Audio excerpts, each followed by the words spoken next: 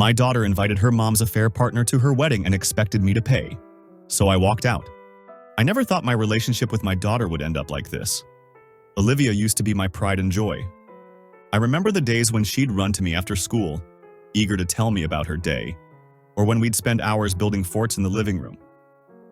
But everything changed after my divorce from her mother, Karen. Karen and I had been married for 18 years when I discovered she was having an affair. It wasn't a fleeting mistake. It was a years-long relationship with a man named Todd. When I confronted her, Karen didn't deny it. Instead, she justified it by saying I was emotionally unavailable.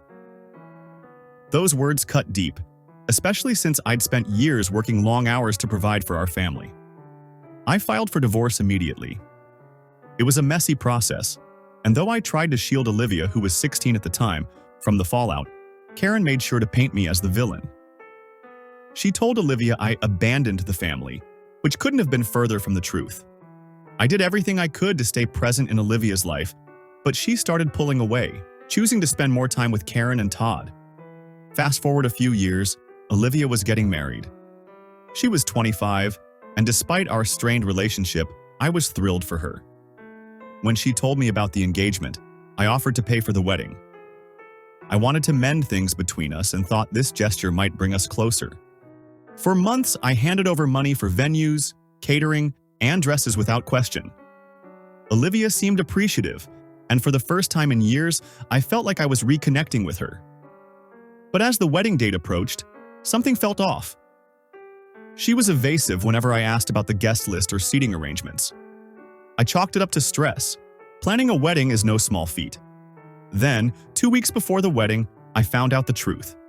I was on a call with Olivia, going over some last-minute details when she casually mentioned Todd's name. "Wait," I interrupted. "Todd is in your mom's friend?" She hesitated but eventually admitted it. "Yes, Dad. Todd is coming. Mom and Todd have been a part of my life for years now. It would feel wrong not to invite him." I was stunned. "Olivia, do you understand what you're asking? Todd is the reason your mother and I aren't together. He destroyed our family." She sighed, as if I was the one being unreasonable. "Dad, that was years ago. You need to move on. Todd makes Mom happy and he's been supportive of me. You and Mom couldn't make it work, but that's not Todd's fault." I couldn't believe what I was hearing. Todd wasn't just attending the wedding. He was seated at the family table right next to Karen. And I, the man paying for the entire event, was expected to sit on the opposite side of the room, far from them. I spent the next few days wrestling with my emotions. Part of me wanted to put my feelings aside for Olivia's sake, but the more I thought about it, the more I realized how deeply disrespectful this was. It wasn't just about Todd's presence. It was about Olivia's complete disregard for my feelings. The final straw came when I received an email with the seating chart. Not only was Todd sitting at the family table, but his name was listed as stepfather of the bride. I called Olivia immediately. "Stepfather of the bride? Are you serious?" I asked, my voice shaking with anger. "Dad, it's just a title.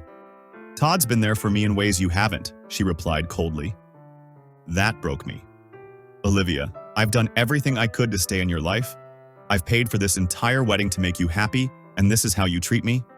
You're overreacting," she said. "If you're going to be dramatic about this, maybe you shouldn't come." That was it. I called the wedding planner and canceled everything I'd paid for. The venue, the catering, the photographer, all of it. Olivia was furious, calling me selfish and petty, but I stood my ground. "This isn't about being petty," I told her. "This is about respect. I won't bankroll a wedding where I'm treated like an afterthought while the man who destroyed my family gets a place of honor." Karen and Todd tried to step in, accusing me of ruining Olivia's big day. But I didn't budge. I reminded them that they had no problem betraying me, so they could pay for the wedding themselves if Todd was so important. In the end, Olivia and her fiancé scrambled to put together a smaller ceremony. From what I heard, it was far less extravagant than what they'd originally planned. I didn't attend.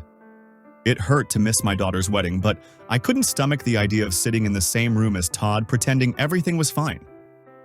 Since the wedding, Olivia and I have barely spoken.